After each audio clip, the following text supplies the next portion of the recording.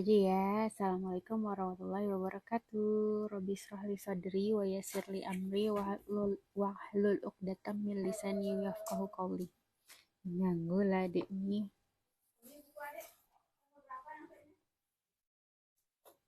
Baru di order kemarin.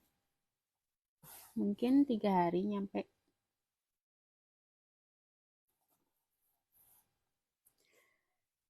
Kemarin kita udah cerita-cerita tentang asal-usulnya Bunda Khadijah. Terus kita udah cerita-cerita tentang asal-usulnya Rasulullah SAW secara singkat. Terus kita cerita-cerita tentang pertemuan Bunda Khadijah dengan Rasulullah SAW. Jadi sebelum ketemu secara real, secara tatap muka sama Rasulullah, Bunda Khadijah itu udah pernah mimpiin Rasulullah dulu. Jadi pas mau ada kelompok kelompok dagang yang pergi ke luar negeri, Rasulullah melamar sebagai karyawannya Bunda Khadijah, dilamarkan oleh pamannya Rasulullah yaitu Abu Thalib. Nah, terus diterima lamaran pekerjaannya, akhirnya Rasulullah ikut jadi salah satu karyawannya Khadijah untuk pergi ke luar negeri. Nah, sebelum pergi ke luar negeri, pamannya Rasulullah itu nangis-nangis karena mungkin ke luar negeri itu agak lama ya. Apalagi zaman sekarang keluarga bukan seperti zaman sekarang, keluar negerinya itu naik unta. Kalau zaman sekarang mungkin kita mikir, oh keluar negeri mah cuma sebentar aja naik pesawat, besok juga atau 3 hari udah nyampe.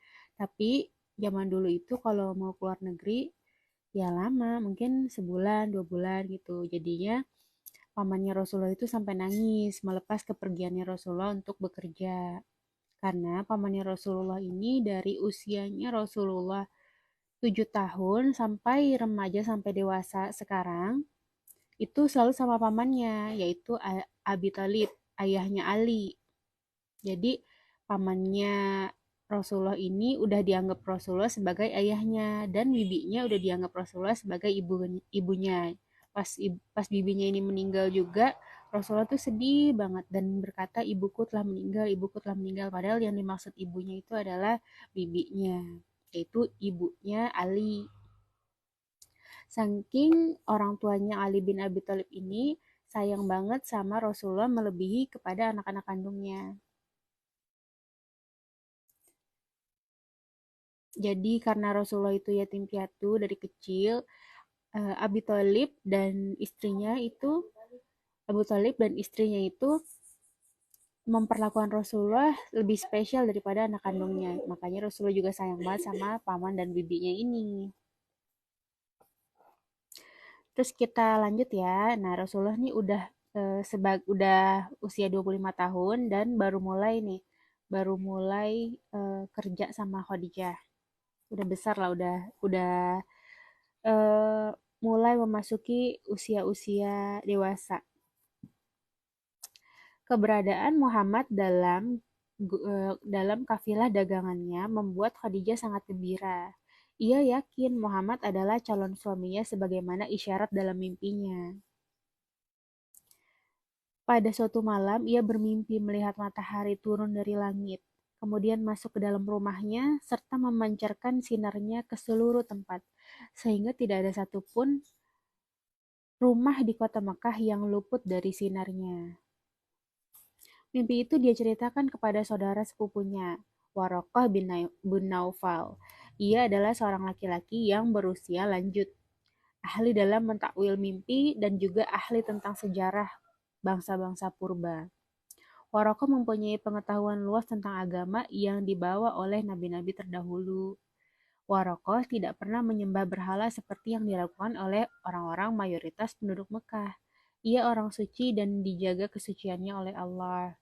Jadi sebelum Rasulullah diangkat menjadi nabi, diangkat menjadi rasul, orang-orang pada zaman itu kehilangan panduannya untuk beribadah, kehilangan panduannya untuk menyembah Tuhan itu seperti apa, karena nabi-nabi sebelumnya sudah sangat jauh rentan waktunya. Dan nabi-nabi sebelumnya itu untuk kaumnya sendiri, kayak Nabi Isa kan untuk kaum Nasrani, untuk kaum saat itu gitu. Beda sama Rasulullah Shallallahu Alaihi Wasallam yang nantinya akan diutus dan untuk diajarkan ke seluruh manusia sampai berlaku sampai hari kiamat. Nah, jadi penduduk saat itu masih menjaga nilai-nilai agama, kesucian-kesucian nilai agama yang dibawa oleh nabi-nabi terdahulu seperti Nabi Ibrahim, Nabi Isa, Nabi Ismail.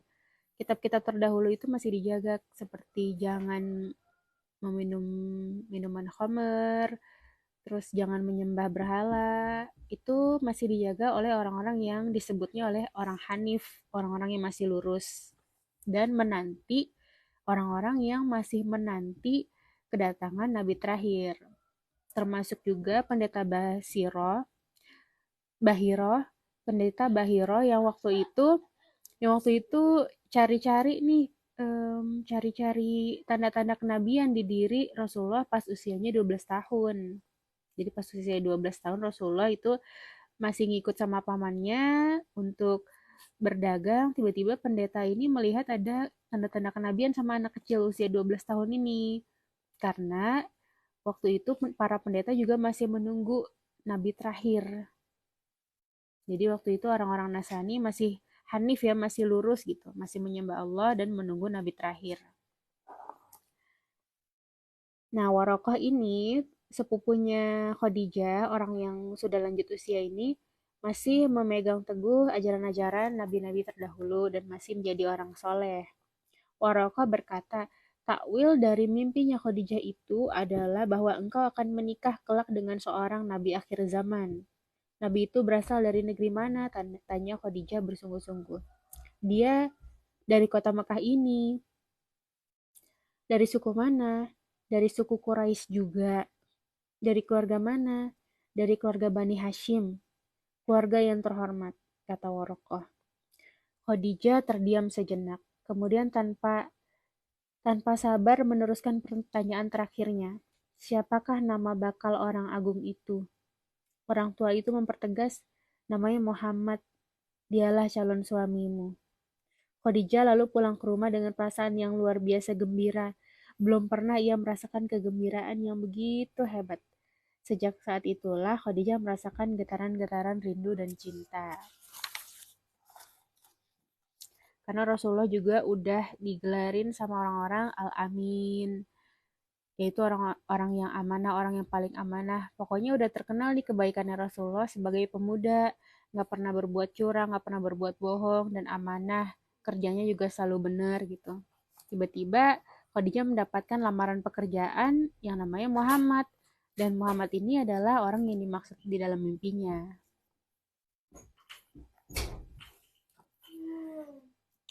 Saat kafilah dagang itu siap untuk berangkat, Maisarah yang menjadi kepala rombongan berkata, "Wahai Muhammad, pakailah baju bulu itu dan peganglah bendera kafilah ini.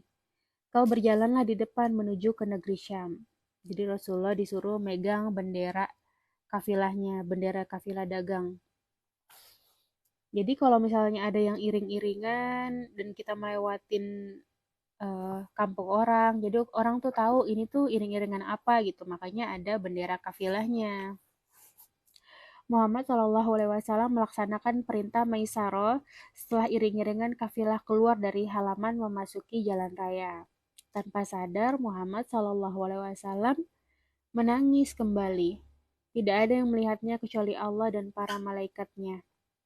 Dari mulutnya terucap suara kecil, "Wahai nasib, di mana kiranya ayahku Abdullah, di mana gerangan ibuku Aminah, sekiranya mereka menyaksikan nasib anaknya yang yatim piatu ini, yang sebab kemiskinannya lah sehingga harus menjadi buruh upahan ke negeri yang jauh. Aku tidak tahu apakah aku masih akan kembali lagi ke negeri ini, tanah tumpah darahku." Ada perasaan yang nggak nyaman gitu ya, pas mau pergi meninggalkan negerinya. Karena keluar negeri itu selain jauh, selain perjalanannya itu melelahkan, nggak tahu juga apa yang akan terjadi di jalanan nanti.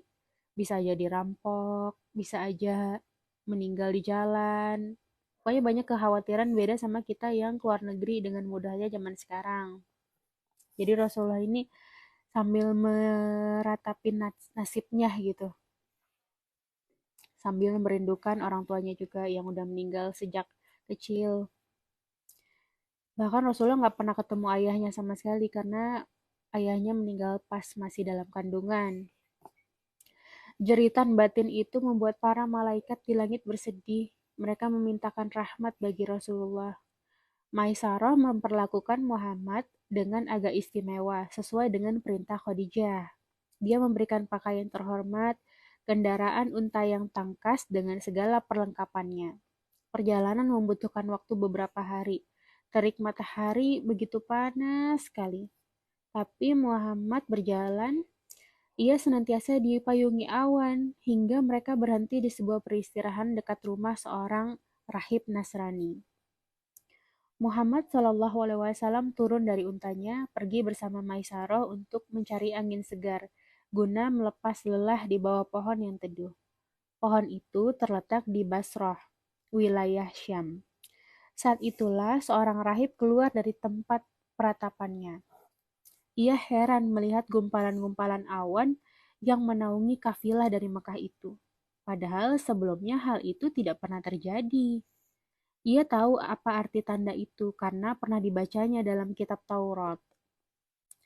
Rahib menyiapkan suatu perjamuan bagi kafilah itu dengan maksud untuk menyiasati siapa pemilik keistimewaan dari kalangan mereka. Rahib mau tahu siapa nih yang dinaungin awan sampai segitunya. Karena nggak pernah nih ada orang yang dinaungin awan. Apalagi keadaan lingkungan di sana itu panas dan berdebu. Jarang ada pohon juga kan. Semua anggota rombongan hadir dalam acara perjamuan itu kecuali Muhammad. Seorang diri yang tinggal untuk menjaga barang-barang dan kendaraan. Ketika rahib melihat awan itu tidak bergerak dan tetap di atas kafilah rombongan itu, ia bertanya, "Apakah di antara kalian masih ada yang tidak hadir di sini?" Maisarah menjawab, "Hanya seorang saja yang tinggal untuk menjaga barang-barang." Ustazah mau nanya, aku sepupu dari anak mamang aku, dari adik almarhum ayah aku, bolehkah? Enggak, aku boleh kan enggak dinikahi?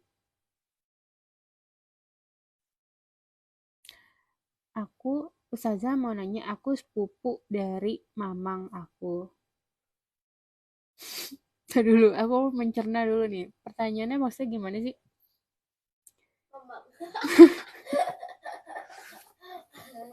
Mamang itu paman ya?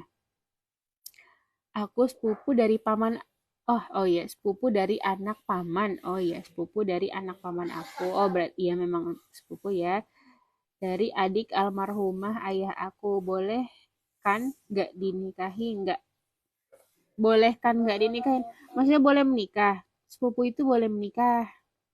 Sepupu boleh menikah walaupun dekat, walaupun itu orang asing terdekat, tapi boleh menikah. Kalau dikatakan boleh boleh, cuman lebih baik sama orang yang jauh-jauh. Nggak tahu sih, tapi tergantung jodohnya juga. Boleh menikah sama sepupu.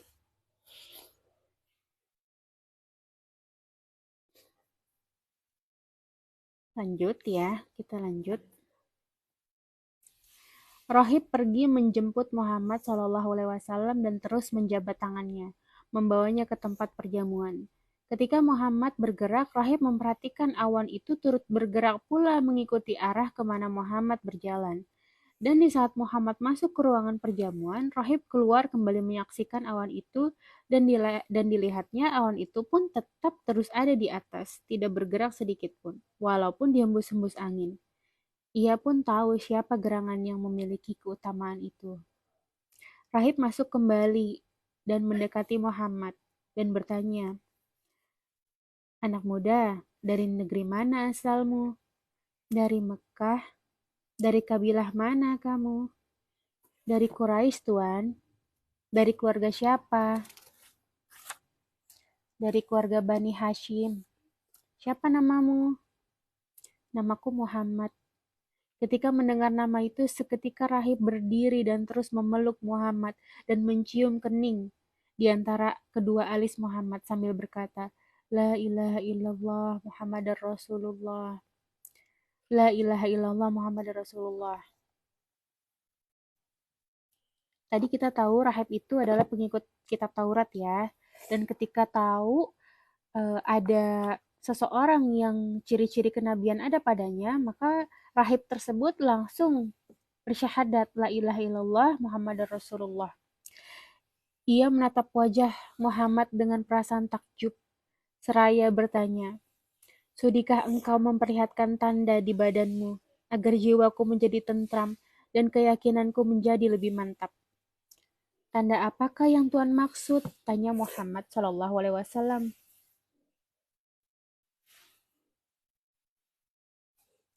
Jawabannya apa Ustazah? Maaf jaringan nenek. Menikah sama sepupu boleh, Kak Fajar. Boleh, silakan menikah sama sepupu. Silakan nikah sama sepupunya kalau memang ada condong sama sepupunya ya.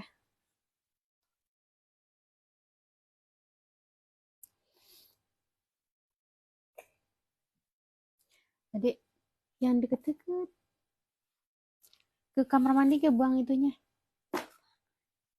Itu kok dibuang.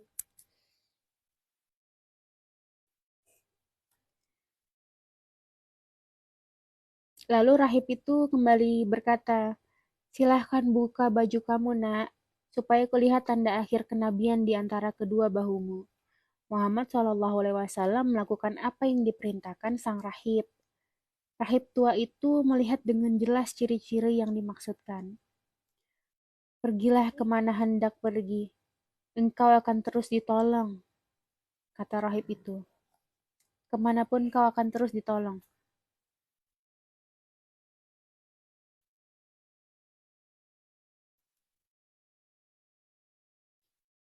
Rahib itu mengusap wajah Muhammad sambil berkata lagi, Wahai hiasan di akhir, pemberi syafaat di akhirat, wahai pribadi yang mulia, wahai pembawa nikmat, wahai Nabi rahmat bagi seluruh alam.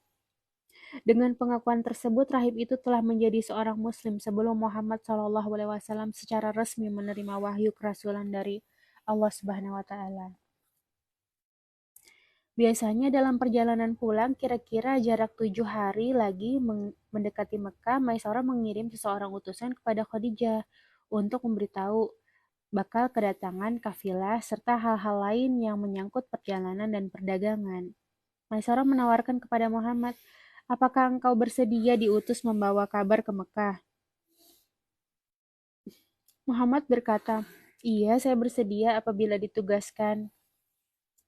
Pemimpin rombongan mempersiapkan unta yang paling cepat untuk dinaiki oleh utusan yang akan diberangkatkan terlebih dahulu ke kota Mekah. Ia pun menulis sepucuk surat untuk majikannya yang berisi pemberitahuan bahwa perniagaan kafilah yang diikuti Muhammad mendapatkan hasil laba yang sangat memuaskan. Masya Allah. Maisarah menceritakan pula tentang pengalaman-pengalaman aneh yang berkaitan dengan diri Muhammad, sang karyawan ini. Tatkala Muhammad menuntun untanya dan sudah hilang dari pandangan mata, maka Allah Subhanahu wa taala menyampaikan wahyu kepada malaikat Jibril. Wahai Jibril, pendekkanlah hamparan bumi di bawah kaki unta Muhammad. Wahai Israfil, jagalah ia dari sebelah kanannya. Wahai Mikail, jagalah ia dari sebelah kirinya. Wahai awan, teduhkanlah ia di atas kepalanya. Kemudian Allah Subhanahu wa taala mendatangkan rasa kantuk kepada Muhammad sehingga ia tertidur nyenyak dan tiba-tiba telah sampai dalam Mekah dalam waktu yang cukup singkat. Saat terbangun, ia heran mendapati dirinya telah berada di depan pintu masuk kota Mekah. Muhammad sadar bahwa ini adalah mukjizat Tuhan kepadanya. Lalu ia bersyukur memuji Tuhan. Muhammad mengarahkan untanya menuju ke tempat Khadijah. Secara kebetulan, Khadijah saat itu sedang duduk sambil mendongakkan wajahnya keluar jendela memandangi jalan dari arah negeri Syam. Tiba-tiba dia melihat Muhammad di atas untanya dari arah berseberangan di bawah naungan awan yang bergerak perlahan-lahan di atas kepalanya. Khadijah menajamkan penglihatan matanya. Sebab yang dilihat hanyalah Muhammad SAW sendirian tanpa rombongan. Padahal ia telah berpesan pada Maisaro agar menjaga Muhammad dengan sebaik-baiknya. Ia bertanya kepada wanita hamba sahayanya yang duduk di sekelilingnya. Apakah kamu mengenali siapa yang datang itu? Sambil tangannya menunjuk ke arah jalanan itu. Seseorang di antara mereka menjawab, sepertinya itu Muhammad Al-Amin. Kegembiraan Khadijah terlukis dalam ucapannya. Kalau benar Muhammad Al-Amin, maka kamu akan kumerdekakan bila ia telah sampai. Masya Allah, saking gembiranya. For your information, memerdekakan budak itu kira-kira seharga 70 jutaan biasanya membayar budak untuk merdeka. Itu 70 jutaan untuk zaman sekarang ya. Jadi Khadijah saking senangnya yang datang utusannya itu adalah Muhammad, utusan dagangnya, maka Khadijah bilang kalau emang benar itu Muhammad yang mau datang, maka kamu akan kumerdekakan secara free. Tak lama kemudian muncullah Muhammad di depan pintu rumah wanita hartawan itu yang langsung menyambutnya dengan tutur sapa tulus ikhlas. Kuberikan Anda unta pilihan, tunggangan khusus dengan segala macam harta yang ada di atasnya. Muhammad SAW mengucapkan terima kasih, kemudian menyerahkan surat dari ketua rombongan Sang Maisaroh. Setelah melaporkan hasil perniagaan mereka ke negeri Syam itu, ia meminta izin pulang ke rumah pamannya. Khadijah merasa gembira dengan hasil yang sangat banyak karena usaha dari Muhammad dan rombongannya. Tapi ketakjubannya pada kepribadian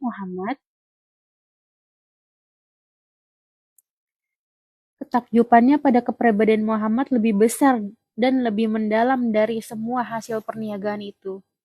Setelah Khadijah mengenal Muhammad dan mengetahui kemuliaannya, apalagi setelah Khadijah mengetahui perihal Muhammad dari Maisarah mengenai segala sesuatu yang disaksikannya sendiri selama dalam perjalanan, dari surat-surat yang ditulis Maisarah, kini Khadijah merasakan ada getaran-getaran cinta yang tiba-tiba muncul dalam kehidupannya. Sebagai janda yang berumur 40 tahunan, pada mulanya ia memang bertekad untuk tidak berumah tangga dan bersuami lagi. Akan tetapi sekarang Khadijah sering memikirkan karyawannya yaitu Muhammad. Ia merasakan bahwa pribadi pemuda yang bernama Muhammad ini memiliki pribadi yang tiada tandingannya. Dengan siapa saja dia selalu berakhlak baik. Pikiran Khadijah sekarang terfokus bagaimana bisa menjadi istrinya Muhammad. Keinginan itu bukan didorong oleh hal-hal yang bersifat duniawi saja, mengingat usia Khadijah saat itu sudah 40 tahunan. Namun, Khadijah merasa kecil hati, pesimis. Mungkinkah pemuda itu mau menikahinya, mengingat umurnya sudah mencapai 40 tahunan? Apa kata orang nanti? Karena ia telah menutup pintu bagi para pemuka Quraisy yang melamarnya selama ini. Tiba-tiba menerima anak muda. Ustazah surat Al-Mulk insya Allah bakal diselamatkan kubur, tapi makhraj huruf benar. Iya, makhraj hurufnya harus benar karena bahasa Arab itu lain makhrajnya, lain pandang panjang pendeknya aja udah beda artinya ya. Jadi harus benar-benar bacanya pelan-pelan, walaupun nggak bernada, walaupun nggak berlagu atau nggak berirama, yang penting panjang pendeknya itu benar.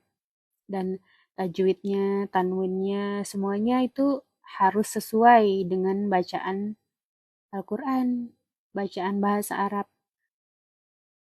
Insya Allah kalau artinya benar, bacanya benar, maka syafaatnya juga sudah benar, yaitu menolong kita di alam kubur. Kita mau tanya kalau lagi nggak punya duit harus gimana? Masya Allah, Masya Allah. Kalau nggak punya duit harus gimana? Pertama, kita nggak punya duitnya sama sekali nggak punya duit gitu. Ya kita pertama harus ridho dulu sama Allah, menerima ketetapannya. Saat itu lagi nggak punya duit, tapi kan nggak seumur umur kita nggak punya duitnya. Nanti Allah kasih lagi. Setelah hatinya ridho, yang kedua kita berusaha semaksimal mungkin untuk mendapatkan rezeki atau jalan rezekinya. Bisa kita jualan, atau kita ngelamar kerja ke tempat orang, atau buka jasa. Pokoknya semampunya kita. Insya Allah, Allah kasih, karena nggak ada yang sia-sia di dunia ini.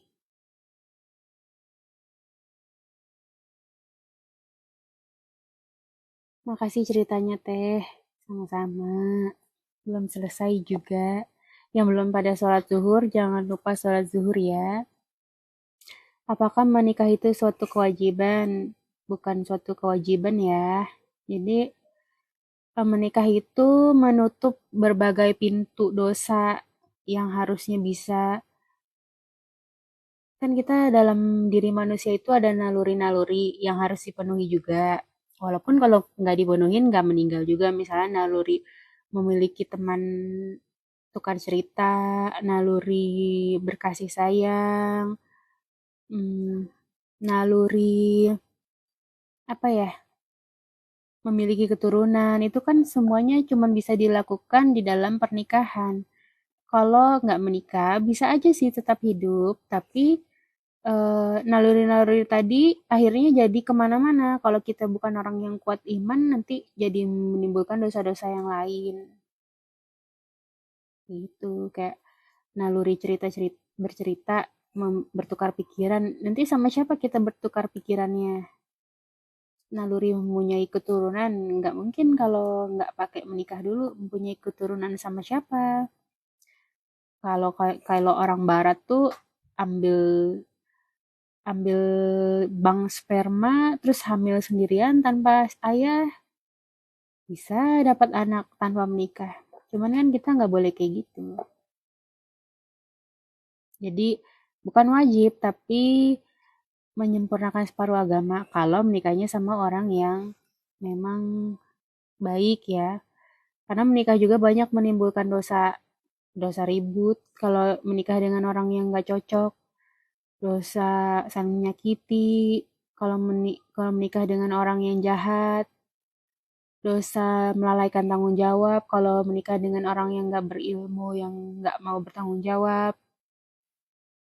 Banyak sih dosa-dosa juga dalam pernikahan, tapi jadi eh, solusinya adalah menikah dengan orang yang tepat dan menikah dengan orang yang soleh dengan niat yang baik. Tuh. Adik lagi pilek, buang ini ingusnya. Kita lanjut lagi tadi mana ya? Oh iya tadi. Jadi sebelum sebelum Bunda Khadijah ini ketemu Rasulullah udah dikasih mimpi dulu sama Allah bahwa akan ada sosok sinar yang masuk dalam rumahnya, yang sinar itu akan menyinari seluruh rumah di sekeliling-kelilingnya, dan tanda-tanda kenabian itu udah Rasulullah tampakkan dari usia 12 tahun itu pas lagi ngikut perdagangan sama pamannya, terus pas usia Rasulullah usia 20 tahunan, pas Rasulullah baru mulai kerja sendirian sama apa kafilahnya Khadijah, kafilah dagangnya Khadijah ke luar negeri. Nah, terus jadi Khadijah ini merasa kecil hati karena sebelum dia memikirkan untuk menikahi Muhammad, udah banyak nih laki-laki hartawan yang dia tolak, laki-laki yang memang juga laki-laki terhormat yang dia tolak. Mungkin saat itu Bunda Khadijah bilang, saya nggak mau mikirin laki-laki lagi, saya udah nggak mau nikah lagi. Kan tadi ditulisnya seperti itu ya. Tiba-tiba dengan kehadiran Rasulullah, dengan kehadiran di mimpi juga, di dunia nyata juga, membuat hatinya juga mencintai sosoknya gitu.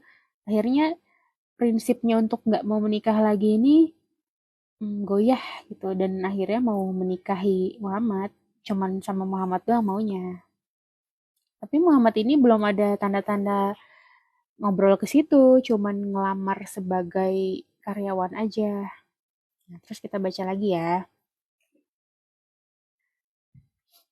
Kemudian Khadijah meminta pendapat pada saudara sepupunya Warokoh bin Naufal dengan jujur.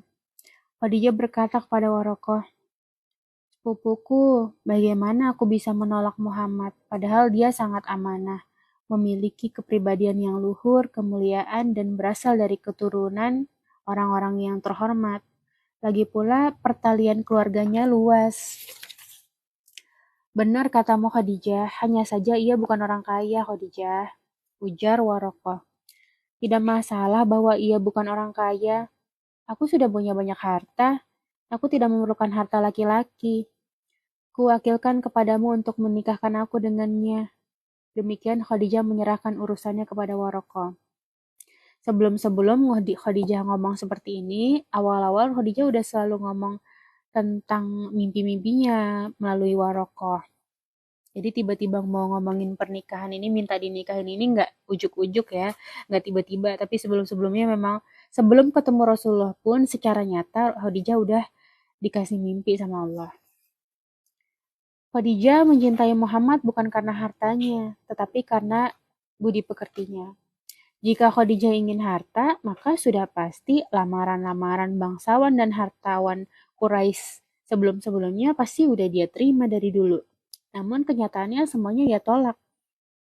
Setelah merasa yakin pada Muhammad untuk dijadikan suami, Khadijah meminta seorang temannya yang bernama Nafisah binti Munayyah untuk menemui Khadijah.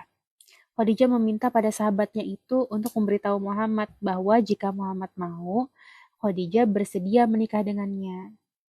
Selanjutnya, tatkala Nafisah keluar dari rumah Khadijah, ia langsung menemui Muhammad, langsung gerak cepat ya. Sehingga terjadilah dialog yang menunjukkan kelihayan dan kecerdikan Nafisah. Nafisah berkata, "Muhammad, apa yang menghalangimu untuk menikah?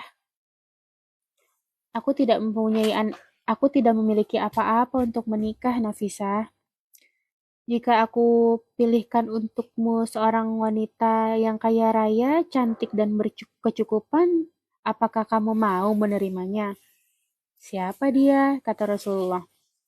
"Dia adalah Khadijah binti Khuwailid, bos kita. Jika dia setuju, maka aku pun setuju," kata Rasulullah. Nafisah pergi menemui Khadijah untuk menyampaikan kabar gembira tersebut. Sedangkan Muhammad memberitahukan kepada pamannya tentang tawaran Nafisah untuk memperistri Khadijah. Abu Thalib sangat mengenali Khadijah. Ia menyambut tawaran Nafisah dengan senang hati. Tidak ada keraguan dalam hatinya bahwa Muhammad dan Khadijah akan menjadi pasangan yang ideal. Kemudian Abu Thalib memerintahkan adik perempuannya yang bernama Sofia untuk mengunjungi Khadijah dan membicarakan pernikahan itu. Pada saat itu, Nafisah membicarakan hasil pertemuannya dengan Muhammad. Khadijah menerima kedatangan Sofia dengan ramah dan sopan. Khadijah mengatakan kepadanya bahwa dia telah memilih keponakan Sofia sebagai pasangan hidupnya tanpa persyaratan dan tanpa tuntutan apapun.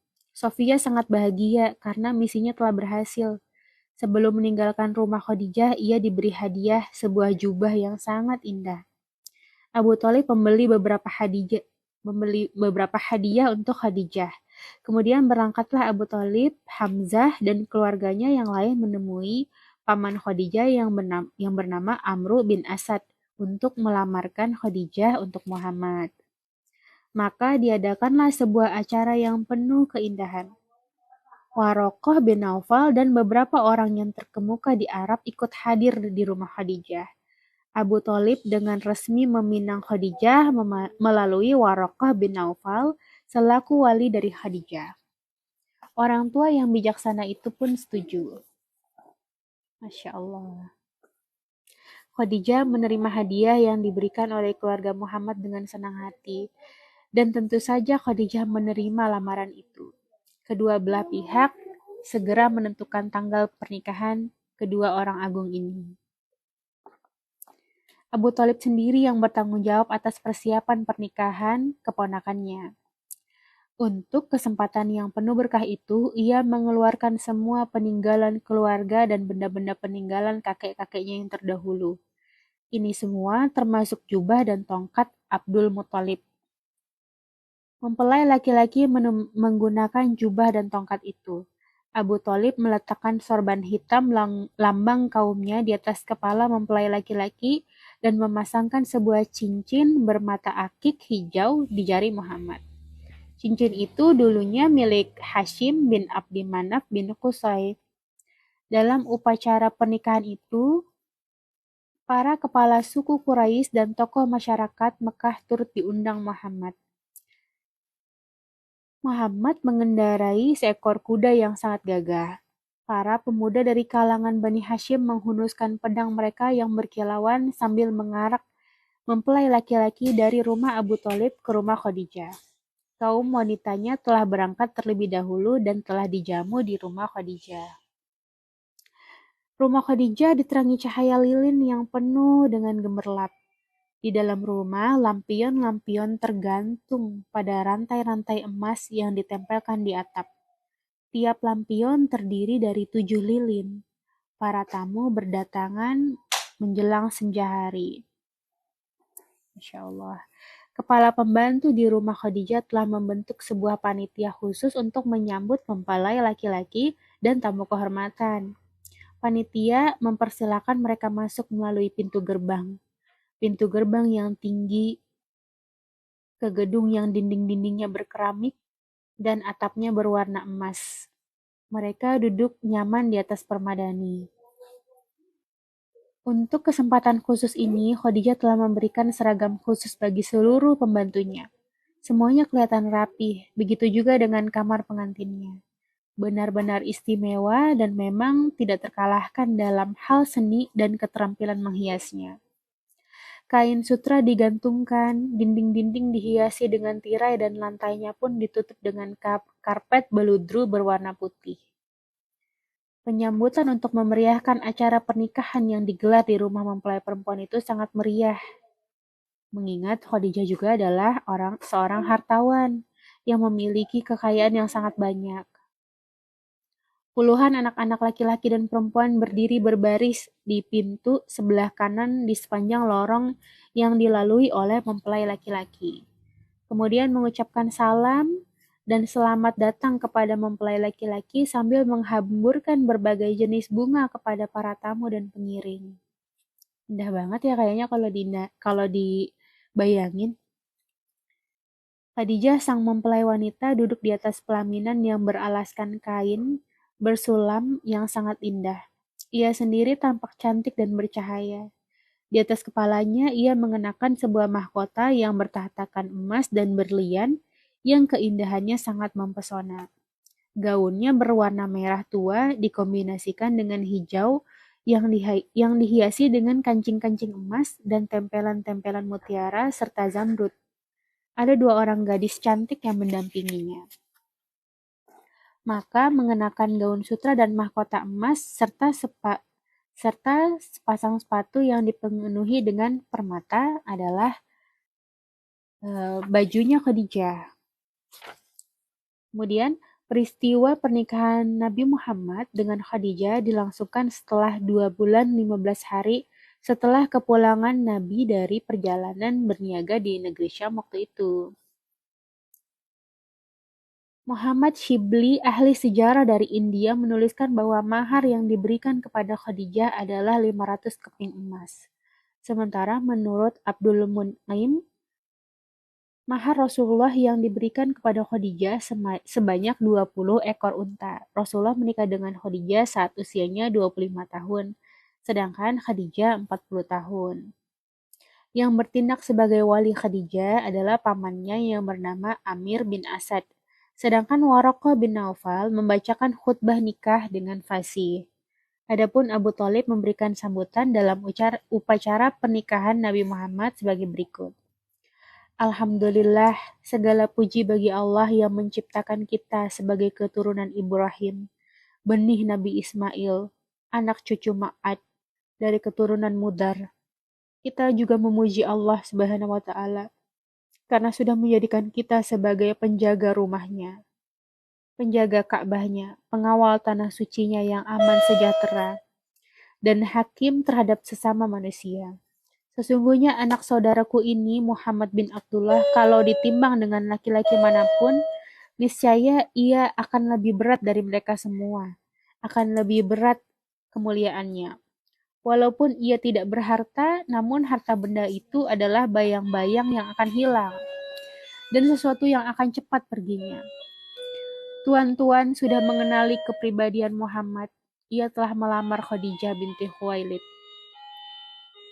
Demi Allah, sesungguhnya aku mempunyai firasat tentang dirinya, bahwa sesudah ini, yakni di saat-saat mendatang, ia akan memperoleh berita gembira serta pengalaman-pengalaman hebat.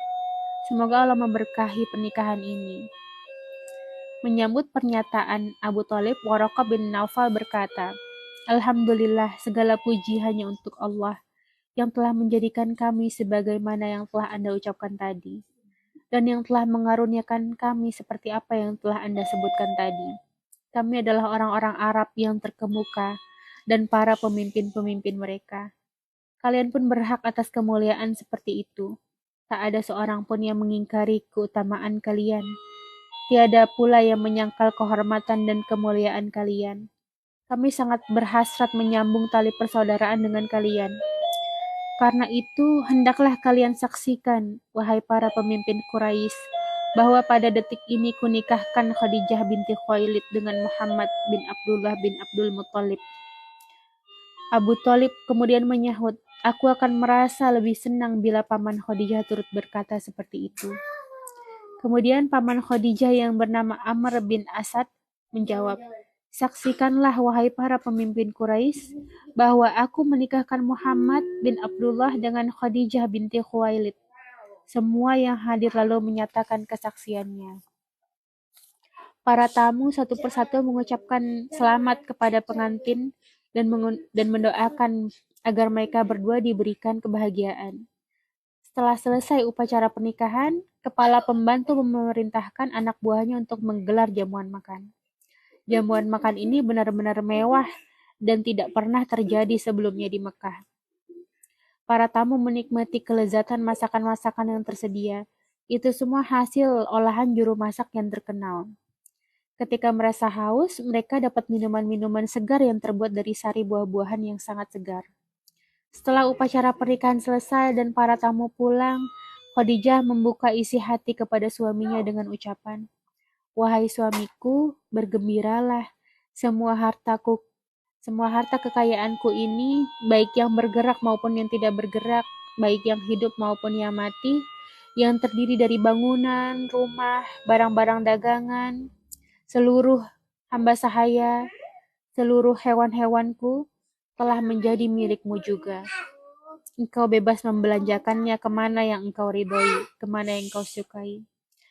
Peristiwa itu sebagaimana firman Allah, dan Allah mendapati kaum miskin, lalu menjadikannya kau kaya. Al-Quran Surat Ad-Duha ayat 8. Setelah menikah, Rasulullah menempati rumah Khadijah. Menurut riwayat, rumah Khadijah terletak di dekat jalan raya. Dasar rumahnya berukuran 10 kali 4 meter dengan tinggi setengah meter. Untuk menuju ke rumah itu harus lebih dahulu turun 2 trep, kemudian melalui jalan kecil. Pintu rumahnya terletak di sebelah kanan dan menghadap ke jalan yang jaraknya 2 meter. Rumah Khadijah mempunyai 3 kamar. Setiap kamarnya mempunyai 1 pintu. Kamar yang luasnya 6 meter berfungsi untuk tempat berkhalwat. Kamar Khadijah luasnya 6 kali 4 meter yang dipakai sebagai kamar suami istri. Sedangkan kamar yang luasnya 7 kali 4 meter untuk putri-putri Rasulullah SAW. Di belakang rumahnya ada sebuah kebun yang luasnya 10 kali 7 meter. Tempat itu untuk menaruh barang-barang dagangan Khadijah sebelum menikah. Setelah menikah dengan Rasulullah, tempat itu digunakan untuk menerima tamu dan tempat hidangan-hidangan. Inilah rumah Khadijah, tempat yang pertama kali menerima manusia suci Muhammad. Mereka hidup bahagia dalam bimbingan wahyu. Alhamdulillah, udah selesai bagian pernikahannya. Next, kita baca lagi rumah tangga pertama dalam Islam. Rumah tangga Rasulullah yang nanti kita ceritain. Alhamdulillah kita udah dapet cerita Rasulullah gimana Rasulullah menikahi Khadijah ya.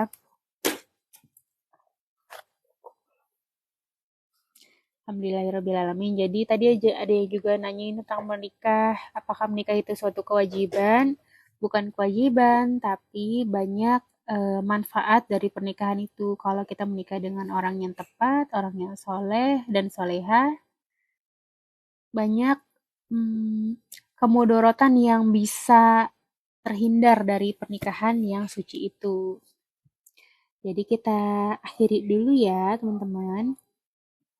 Kita akhiri live kita kali ini. Nanti live-nya aku masukin ke dalam YouTube, jadi kalian bisa tetap nonton fullnya dari bagian awal buku.